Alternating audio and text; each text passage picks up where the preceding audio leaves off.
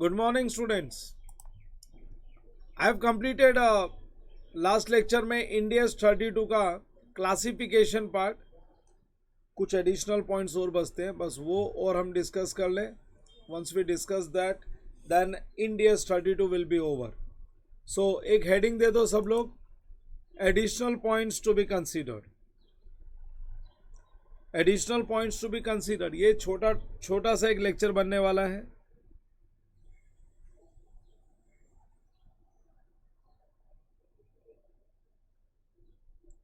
Additional points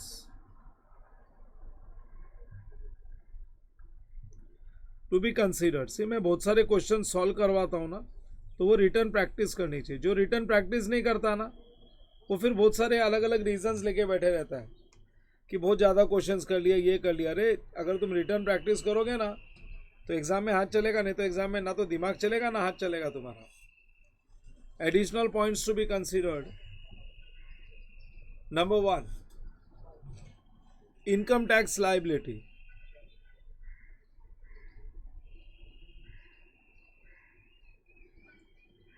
income tax liability.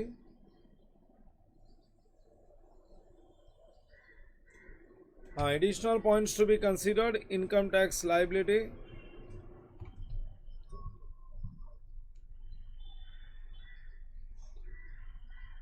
Now listen, regarding income tax liability मैं discussion करने वाला हूँ इनकम टैक्स लायबिलिटी पे, प्रीपेड एक्सपेंसेस पे, लीज अरेंजमेंट पे. Then I am going to speak on irredeemable preference shares होगा तो क्या करना है, convertible preference shares, then irredeemable डेब्ट instruments and on contingent liability. So मैं अभी डिस्कशन करने वाला हूँ 7 डिफरेंट पॉइंट्स पे. मैं 7 एडिशनल पॉइंट्स पे डिस्कशन करने वाला हूँ. See regarding income tax liability. Income tax liability को हम लोग बोलते हैं नॉन फाइनेंशियल लायबिलिटी. रीजन है कि मेरा कोई कॉन्ट्रैक्ट नहीं है इनकम टैक्स डिपार्टमेंट के साथ रिगार्डिंग पेमेंट ऑफ टैक्स. मेरा कोई कॉन्ट्रैक्ट नहीं है. मैंने बताया कभी भी कोई ट्रांजैक्शन होता है दो पार्टी के बीच में, तो वो या तो फाइनेंशियल लायबिलिटी बनती है या फाइनेंशियल एसेट. फाइनेंशियल लायबिलिटी और फाइनेंशियल एसेट. बैलेंस शीट का अगर मैं क्लासिफिकेशन करूं तो बैलेंस शीट के क्लासिफिकेशन में लायबिलिटी साइड में you will find equity, financial liability and non financial liability. अगर बैलेंस शीट एसेट्स की बात करें तो सारे एसेट्स अब डिवाइड होंगे दो पार्ट में, financial assets and non financial asset. So मैं बात कर रहा हूं इनकम टैक्स लायबिलिटी की. See income tax is a non financial liability. Income tax is a non financial liability because there is no contract with income tax department. अगर मैं profit earn करूंगा तो टैक्स पे करूंगा, अदरवाइज नहीं दूंगा. मेरा कोई कॉन्ट्रेक्चुअल ऑब्लिगेशन नहीं है. मेरा कोई कॉन्ट्रेक्चुअल ऑब्लिगेशन नहीं है कि मैं दूंगा ही, देना ही पड़ेगा, payable. There is no contractual obligation. So any tax is a non financial item, क्योंकि उसके उसमें कॉन्ट्रैक्ट अरेंजमेंट मिसिंग होता है. मेरा कोई कॉन्ट्रैक्ट नहीं उनके साथ. प्रॉफिट कमाऊंगा तो दूंगा, नहीं कमाया तो नहीं दूंगा. मेरा कोई कॉन्ट्रैक्ट नहीं हुआ है. See no contract with income tax department regarding payment of income tax. Deferred tax liability और डिफर्ड टैक्स एसेट और या other tax, all are deferred tax asset liability और कोई भी टाइप का assets, all are non financial liabilities. Non financial liabilities because there is no contractual arrangement with the party. So income tax liability मेरा कोई compulsion नहीं, कोई obligation नहीं. कोई कॉन्ट्रैक्ट होता तो ऑब्लिगेशन होता ना. यहाँ तो क्या है, हमने प्रॉफिट कमाया तो पे करेंगे, नहीं कमाया तो नहीं करेंगे. So this point is clear. लिख लेते हैं, जो जो पॉइंट क्लियर हो गया वो लिखते हैं और आगे बढ़ते हैं. फिर नेक्स्ट जाएंगे प्रीपेड एक्सपेंसेस में. सो इनकम टैक्स लायबिलिटी के लिए लिख दो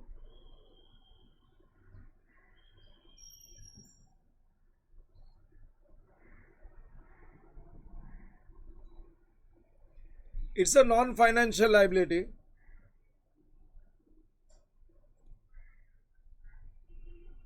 non-financial liability,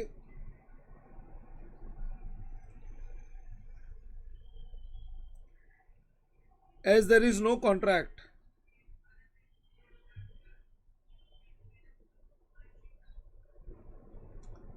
as there is no contract with income tax department,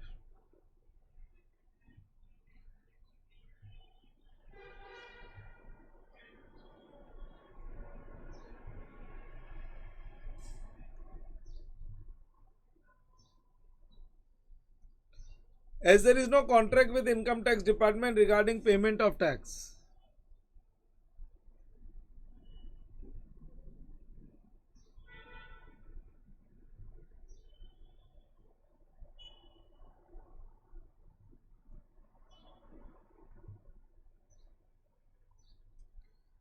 as there is no contract with income tax department regarding payment of tax, regarding payment of tax,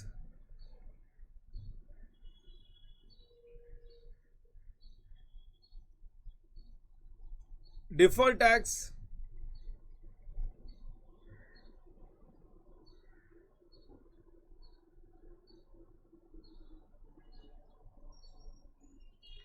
deferred tax liability or asset, and any other taxes.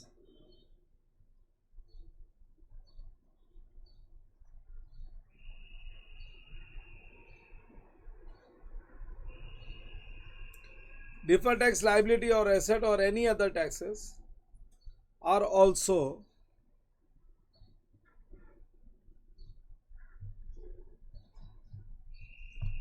non-financial liability,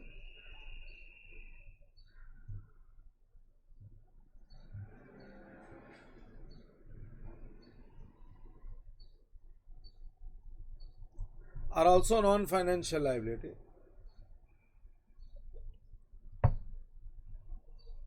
Full stop. Even refund, अगर refund भी मिले ना,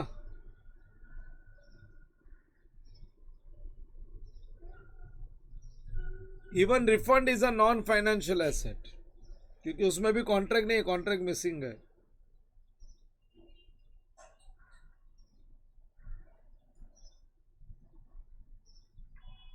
Even refund is a non-financial asset.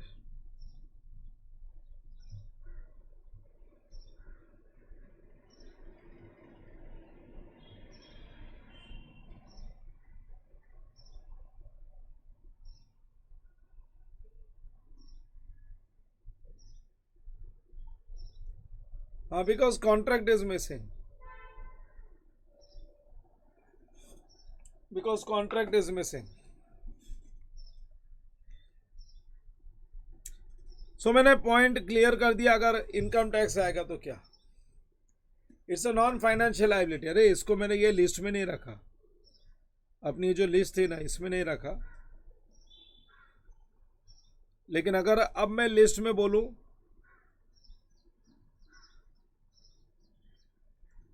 अगर मैं अब ये list में बोलूं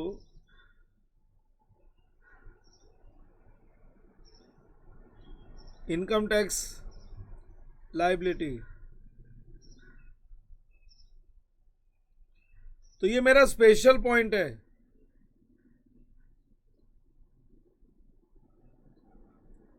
रिफर, तुमको नहीं लिखना है, मैं बोल रहा हूं खाली, यहां पे मैं लिस्ट में डाल रहा हूं. Refer additional point number 1. You don't have to write. जगह नहीं रखी है तो कोई लिखने की जरूरत नहीं है.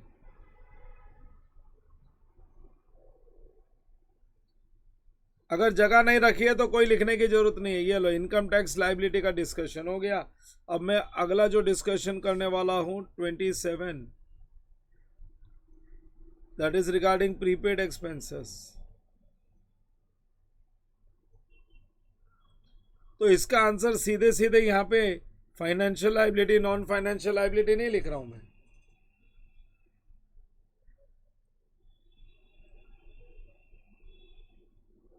Refer additional point number 2.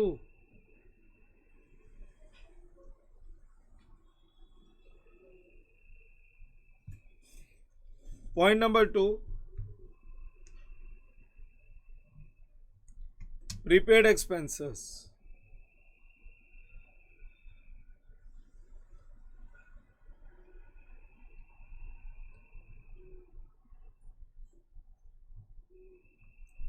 हाँ, prepaid expenses. So prepaid expenses के बारे में समझो. सी प्रीपेड एक्सपेंसेस, ये मैं बोलूंगा सीधा सीधा, ये एक नॉन फाइनेंशियल एसेट है. मैं रीजन बताऊंगा वाई. सी अगर किसी एम्प्लॉय को मैंने 12 मंथ्स की सैलरी एक साथ दे दी, तो यहाँ पे जो प्रीपेड पोर्शन है ना, उसके बदले में एम्प्लॉय मेरे को कैश नहीं देगा, बट वो हम लोगों को सर्विस देगा. Same for electricity expenses. अगर मैंने पूरा इलेक्ट्रिसिटी का मैंने एक पेमेंट कर दिया, 1 लाख रुपए का पेमेंट कर दिया. मालूम है जब ये डीमोनिटाइजेशन हुआ था, तभी लोगों ने इलेक्ट्रिसिटी शुरू में एक साथ पूरा पैसा भर दिया इलेक्ट्रिसिटी का, एक साथ जो कैश था भर दिया था. सो उसके बाद में हर साल के वो इलेक्ट्रिसिटी के बिल में उसमें से माइनस होता रहेगा. जब जब एवरी मंथ इलेक्ट्रिसिटी का बिल आएगा, उसमें वो पैसा एडजस्ट होते रहेगा. तो उसके बदले अपने को सर्विस मिल रही है, कोई कैश थोड़ी मिल रहा है. राइट टू रिसीव कैश नहीं है. आउटस्टैंडिंग एक्सपेंसेस एक फाइनेंशियल लायबिलिटी है, वहां पे ऑब्लिगेशन टू पे कैश है. लेकिन प्रीपेड एक्सपेंसेस में हमको सर्विस मिलती है, राइट टू रिसीव कैश नहीं मिलता. आउटस्टैंडिंग एक्सपेंसेस में तो ऑब्लिगेशन टू पे कैश है. तो दोनों को कंपेयर मत कर लेना. Prepaid outstanding, outstanding and financial liability है, but prepaid is a non financial asset, क्योंकि हमको कैश नहीं मिलने वाला है. बोलो बच्चों, समझा क्या? Have you understood this? So लिखो non financial asset.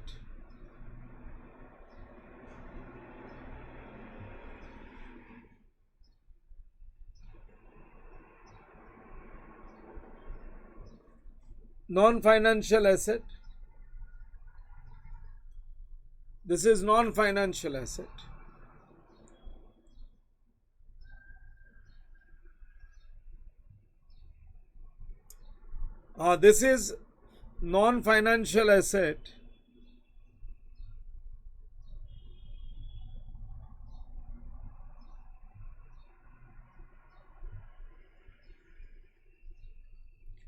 This is non-financial asset because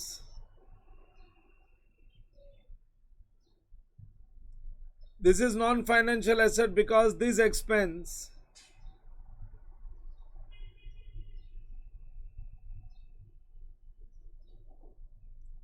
This is non-financial asset because this expense will be adjusted.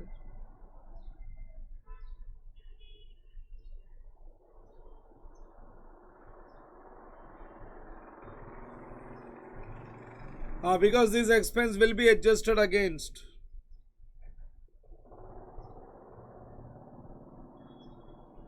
Will be adjusted against goods and service in future.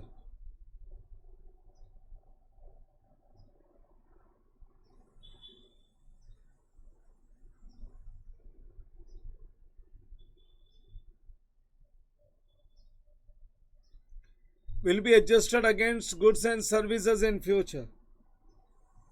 Into bracket write cash. Cash will not be received.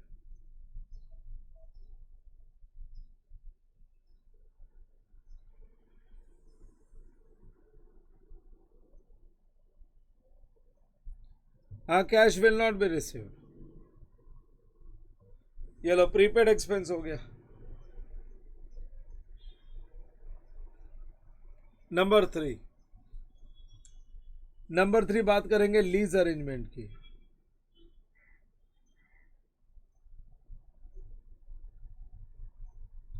Lease arrangement,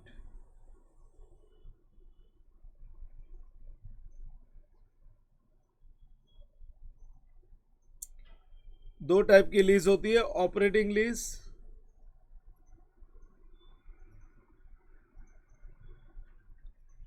and finance lease.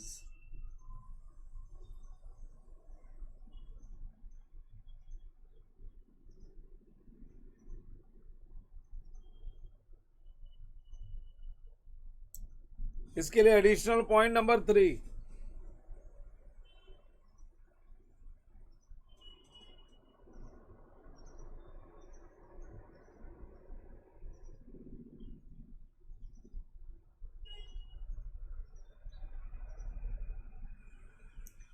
Lease arrangement, हाँ, regarding lease arrangement मैंने क्या बोला, दो type की lease होते हैं, एक होता है ऑपरेटिंग लीज, दूसरा होता है finance lease. One is operating lease, nobody will write, 2 minute सुन लो जरा। सबने AS19 किया हुआ है। दो टाइप की लीज होती है, एक होता है फाइनेंस लीज और दूसरे टाइप का लीज होता है ऑपरेटिंग लीज। अगर मेरे से पढ़ा है तो ये दोनों, ये टॉपिक मैंने ही सिखाया था CA इंटर में। ऑपरेटिंग लीज में भी दो पार्टी होती है, एक पार्टी होता है लेसर और एक पार्टी है लेसी। अगर मालूम है ऑपरेटिंग लीज में तो ये तो एक रेंट का मॉडल है। ऑपरेटिंग लीज में तो रेंट का मॉडल है। रेंट का मॉडल मतलब कोई एसेट लाइबिलिटी है ही नहीं। लेसर अपना एसेट भाड़े पे देता है लेसी को, और लेसी उसको जो रेंट देता है तो उसके लिए लेसर एंट्री पास करता है cash bank to rent and rent to P&L। और लेसी रेंट पे कर रहा है तो लेसी के बुक्स में एंट्री आएगी rent account debit to cash bank and P&L account debit to rent. Asset किसके ओनरशिप में होता है? एसेट लेसर के ओनरशिप में होता है। और तुमको याद है ओन्ड फिक्स्ड एसेट एक नॉन फाइनेंशियल एसेट है। ओन्ड फिक्स्ड एसेट एक नॉन फाइनेंशियल एसेट है। कोई उसकी वैल्यू क्या, जब तक हम बेचेंगे नहीं, राइट टू रिसीव कैश है ही नहीं ना। सो यहाँ पे तो मैं बोलता हूँ ना, ऑपरेटिंग लीज में तो हम लेसर के बुक्स में जाके देखेंगे, लेसर के बुक्स में वो जो एसेट उसने भाड़े पे दिया वो उसका ओन्ड एसेट है, वो तो खाली भाड़ा कमा रहा है। देख लो ये एंट्रीज आनी है। सो जो एसेट रहेगा वो नॉन फाइनेंशियल एसेट होगा, that will B non financial asset. बोलो बच्चों, समझा क्या? कोई इन्वेस्टमेंट थोड़ी किया है ऑपरेटिंग लीज में, कोई एसेट में इन्वेस्टमेंट नहीं किया। सो यहाँ पे याद रखना, कोई फाइनेंशियल एसेट लाइबिलिटी नहीं। जो ओन्ड एसेट है that is non financial asset. हाँ, एक एक्सेप्शनल केस हो सकता है जहाँ पे फाइनेंशियल एसेट और लाइबिलिटी आ सकती है। अगर लेसी ने रेंट टाइम पे नहीं दिया ना, अगर लेसी ने रेंट टाइम पे नहीं दिया तो टू कैश बैंक नहीं हो जाएगा, आउटस्टैंडिंग रेंट हो जाएगा। सो पहली entry rent to cash bank नहीं, रेंट टू आउटस्टैंडिंग रेंट हो जाएगा। और ये आउटस्टैंडिंग रेंट है, ये एक फाइनेंशियल लाइबिलिटी बनेगी। तो फिर ये भी बोलेगा रेंट रिसीवेबल, ये बोलेगा रिसीवेबल। अगर वो आउटस्टैंडिंग है तो इसको भी कैश मिला नहीं तो बोलेगा रेंट रिसीवेबल। सो यहाँ पे राइट टू रिसीव कैश है, तो ये एक बन सकता है फाइनेंशियल एसेट और लाइबिलिटी। ये एक्सेप्शनल केस है ऑपरेटिंग लीज का। बोलो बच्चों, समझ में आया क्या? ऑपरेटिंग लीज में हम लेसी को कोई एसेट थोड़ी ट्रांसफर करते हैं, उसको बोलते हैं तू हमारा एसेट यूज कर और यूज करने के बदले में भाड़ा देते जा। यूज कर, एसेट तो मेरा ही ओनरशिप में, मैं बेच रहा थोड़ी हूँ, किसी को बेचा थोड़ी है। बेचने के बाद में पैसा आने का इंतजार थोड़ी कर रहा हूँ। तो ये तो मेरा ही एसेट है। तो ऑपरेटिंग लीज में लेसर की बुक्स में अगर मैं जाऊं तो लेसर के बुक्स में जो फिक्स्ड एसेट्स उसने लीज पे दिया है ये एक नॉन फाइनेंशियल एसेट है, और लेसी के बुक्स में तो कोई एसेट ही नहीं है क्योंकि वो तो भाड़े की जगह यूज कर रहा है।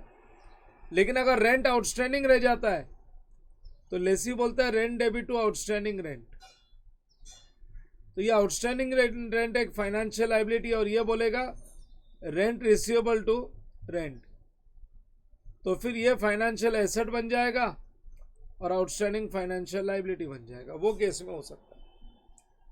चलो, ऑपरेटिंग लीज तो मैंने क्लियर कर दिया। अगर मैं बात करूं फाइनेंस लीज, तो फाइनेंस लीज में क्या होता है ना, लेसर और लेसी दो पार्टी। लेकिन finance lease is nothing but hire purchase. तुमको मालूम है हायर परचेज में जो सेलर होता है वो पहली एंट्री पास करता है, वो एसेट बेच रहा है। सो वो बोलता है डेटर अकाउंट डेबिट, या डेटर अकाउंट डेबिट नहीं बोल के बोलेगा लेसी अकाउंट डेबिट। लेसी से पैसा लेना है to asset, lessee account debit to asset. तो ये जो लेसी है ना, इससे पैसा लेना है, क्योंकि फाइनेंस लीज में क्या होता है, जो एसेट तुम यूज करो लास्ट में तुम्हारा बन जाता है। लेसी को जो एसेट दिया यूज करने के लिए, लेसी एक्चुअली उसका भाड़ा नहीं दे रहा, उसका ईएमआई दे रहा है, इंटरेस्ट प्लस प्रिंसिपल अमाउंट दे रहा है। तो पहली एंट्री बनती है lessee account debit to asset, तो ये लेसी से पैसा लेना है ना, तो राइट टू रिसीव कैश है। सो राइट टू रिसीव कैश है, तो ये लेसी हमारे लिए बन जाएगा एक फाइनेंशियल एसेट। और ये बोलेगा इसके पास एसेट आया, तो ये बोलेगा asset account debit to laser,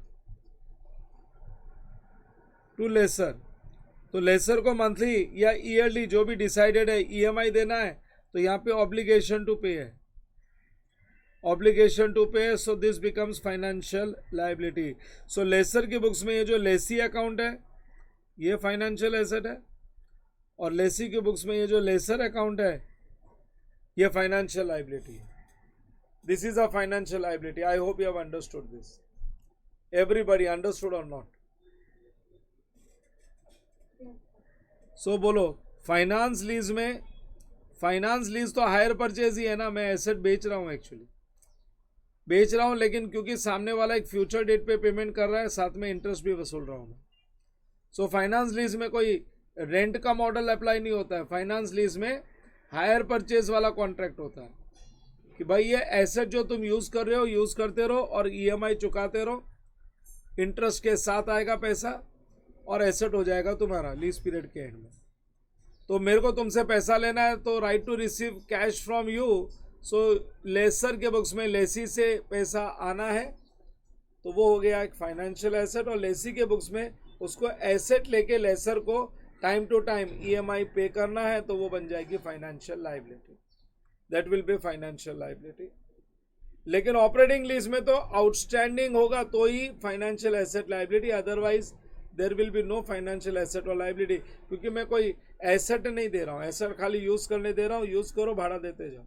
अगर भाड़ा आउटस्टैंडिंग है तो तुम्हारे बुक्स में आउटस्टैंडिंग है मीन्स ऑब्लिगेशन टू पे है, और मेरे बुक्स में रिसीवेबल अकाउंट बन जाएगा, that is right to receive. So वो केस में ऑपरेटिंग लीज में भी फाइनेंशियल एसेट लायबिलिटी आ सकता है। चलो लिखेंगे, पॉइंट है, पहले लिखते हैं फाइनेंस लीज के बारे में।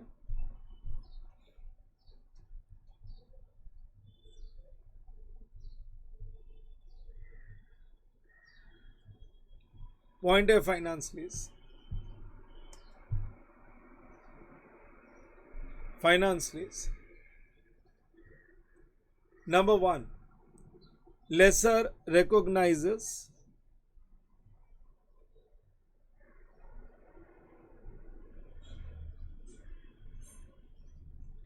lessor recognizes investment in lease,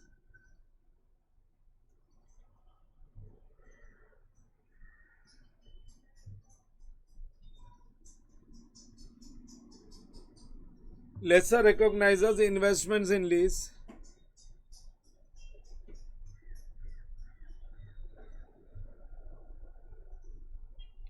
lessor recognizes investment in lease due to which he has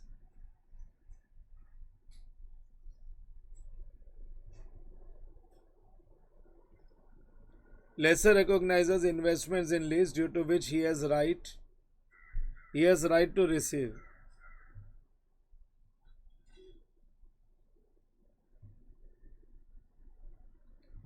lessor recognizes investments in lease due to which he has right to receive cash. He has right to receive cash. Hence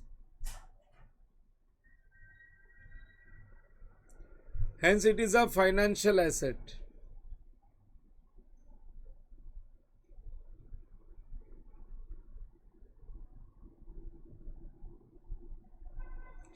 Hence it is a financial asset for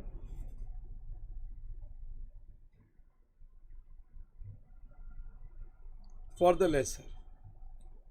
हाँ, lessor recognises investments in lease. अरे वो entry क्या पास करता है, मैं तुमको entry से बताता हूँ। जब वो एसेट देता है तब वो बोलता है, लेसर बोलता है lessee account debit. Actually lessee account debit मतलब ये इन्वेस्टमेंट जैसा ही हो गया ना, lessee account debit to asset.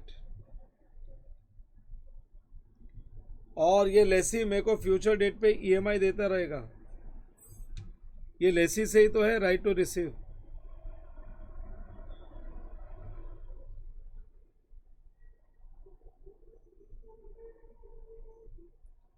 जब तक वो एसेट की पूरी कीमत नहीं चुका देता ना, एसेट का पूरा पेमेंट नहीं कर देता ना, जब तक विथ इंटरेस्ट, तब तक हमारे बुक्स में लेसी अकाउंट रहेगा, क्लोज नहीं होगा। और उससे अपने को राइट टू रिसीव, हमारे लिए राइट टू रिसीव कैश होगा। सो ये अपने लिए एक फाइनेंशियल एसेट है। अपने लिए फाइनेंशियल एसेट क्या ये है, this is financial asset.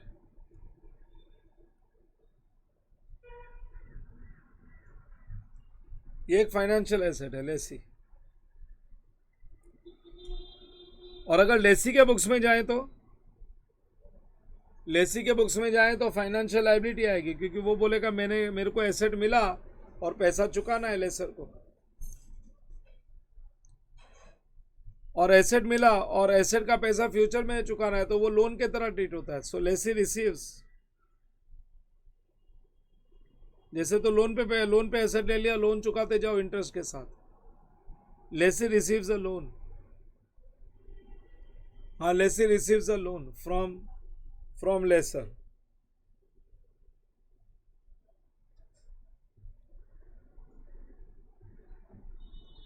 Lesi receives loan from lessor, due to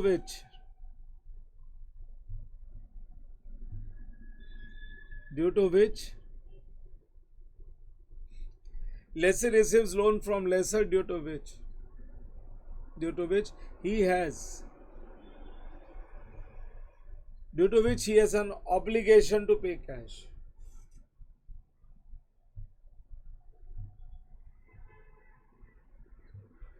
He has an obligation to pay cash.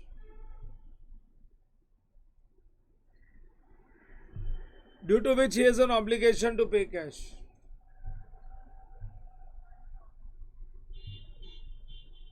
Hence it is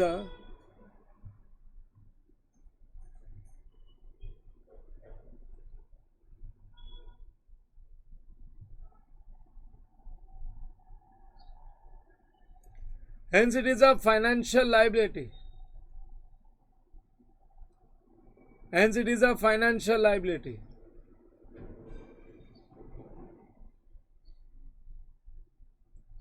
It is a financial liability.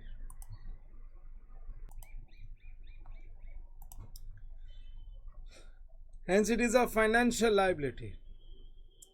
Yes, hence it is a financial liability for. Hence it is a financial liability for the lessee. और लेसी के books में actually asset मिलने पे entry आती है, asset account debit to lessor. So lessor को pay करना है ना, तो दिस इज ऑब्लिगेशन टू पे।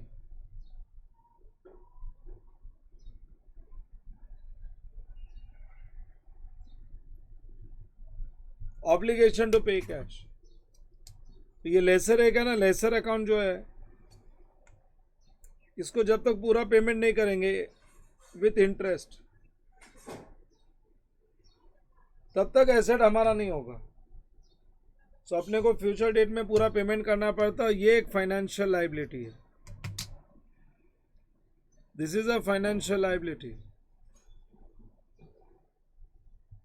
से मैंने बोला कोई टॉपिक डिफिकल्ट नहीं है, बड़े बड़े टॉपिक बहुत इंटरेस्टिंग है, you will enjoy doing this topic. साथ में रिवीजन करते चलो, मैं प्रॉपर स्पेस के साथ करूँगा। कितना एक दिन में करवाना है उसके हिसाब से मैं कराऊंगा, तुमको प्रेशर नहीं आएगा, डोंट वरी एट ऑल। सो ये हो गया पॉइंट ए, फाइनेंस लीज का डिस्कशन।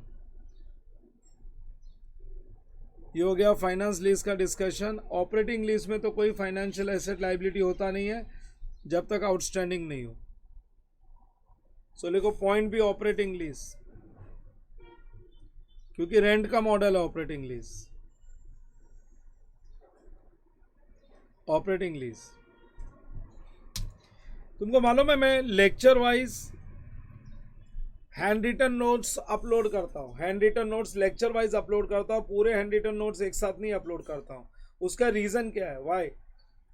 अगर तुमको कोई पर्टिकुलर डे का लेक्चर वापस से देखना होगा ना, तो तुम स्टडी मटेरियल सेक्शन में जाओ ऐप के, और उसमें ढूंढ लो तुम्हारे कौन से डे में लेक्चर 1, लेक्चर 2, लेक्चर 3, कौन से लेक्चर में वो हैंड रिटन नोट्स है। अगर सपोज लेक्चर 5 में हैंड रिटन नोट्स है तो तुम वीडियो सेक्शन में आ जाओ और डे 5 का लेक्चर देखो। वो डे 5 के लिए स्टडी मटेरियल सेक्शन में डे 5 के लिए लेक्चर 5 का हैंड रिटन नोट्स होगा। नहीं तो क्या होता है ना, पूरा हैंड रिटन नोट्स अपलोड होने के बाद तुमको पता नहीं चलता है कौन सा पार्ट कौन से वीडियो में है। अरे day 1, day 2, day 3, day 4, day 5 ऐसे लेक्चर्स अपलोड हो जाते हैं। तो अगर तुमको क्रॉस रेफरेंस के लिए कभी कुछ देखना होगा कि हम लोगों को ये पार्ट वापस से रिवाइज करना है, तो रिवाइज करने के लिए सीधा वही वीडियो में कैसे जाएंगे? तुम स्टडी मटेरियल सेक्शन में जाओ और जो पार्ट तुमको चाहिए वो कौन से लेक्चर के हैंड रिटन नोट्स में है, lecture 1, lecture 2, lecture 3, lecture 4, lecture 5, lecture 6, lecture 6 में है तो वीडियो सेक्शन में डे 6 में आ जाओ, डे 6 में उसका वीडियो मिल जाएगा। समझा क्या? क्यों मैं इस बार मैंने पैटर्न किया है, पहले नहीं करता था मैं, इस बार से मैंने ये पैटर्न फॉलो करना चालू किया। चलो, सो फ्यूचर में कभी भी कुछ रिवीजन करना होगा तो बहुत इजी होएगा, उसको लोकेट करना बहुत इजी हो जाएगा कि कहाँ पे पड़ा हुआ है ये लेक्चर। ऑपरेटिंग लिस्ट लिखो, नो इन्वेस्टमेंट, यहाँ पे ना तो मेरे बुक्स में कोई लेसी अकाउंट है, उसको बोलते हैं investment in lease, no investment, और ना लेसी के लिए लोन है, जैसे ये लेसर अकाउंट है ना, ये लेसर अकाउंट लोन के तरह ही होता है, लोन चुकाने जैसा। सो नो इन्वेस्टमेंट और लोन। लेसर के बुक्स में कोई इन्वेस्टमेंट अकाउंट नहीं है, क्योंकि लेसी अकाउंट बनेगा ही नहीं ना, रेंट का मॉडल है। नो इन्वेस्टमेंट और लोन इज रिकॉर्डेड। हाँ, नो इन्वेस्टमेंट और लोन इज रिकॉर्डेड।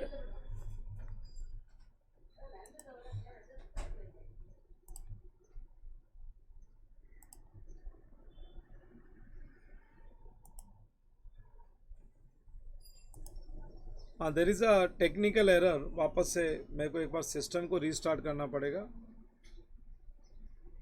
मैं रीस्टार्ट करता हूँ, शुरू हो जाएगा।